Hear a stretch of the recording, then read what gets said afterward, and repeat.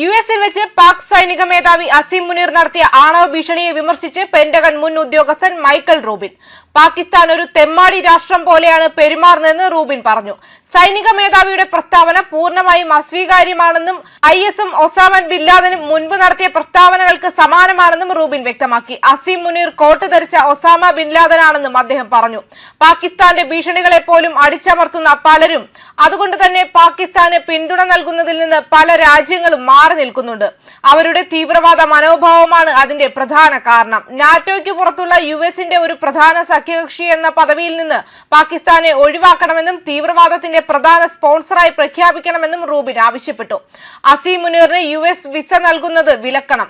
പാക് സൈനിക മേധാവിയുടെ പ്രസ്താവനയ്ക്കിടെ അവിടെ സന്നിഹിതരായിരുന്ന യുഎസ് ഉദ്യോഗസ്ഥർ പ്രതികരിക്കാതിരുന്നതിനെയും റൂബിൻ ചോദ്യം ചെയ്തു. അസീം മുനീറിനെ ഉടൻ തന്നെ യോഗത്തിൽ നിന്ന് പുറത്താക്കുകയും രാജ്യത്തു നിന്ന് തന്നെ പുറത്താക്കുകയും ചെയ്യണമെന്നായിരുന്നു അദ്ദേഹം വ്യക്തമാക്കിയത്.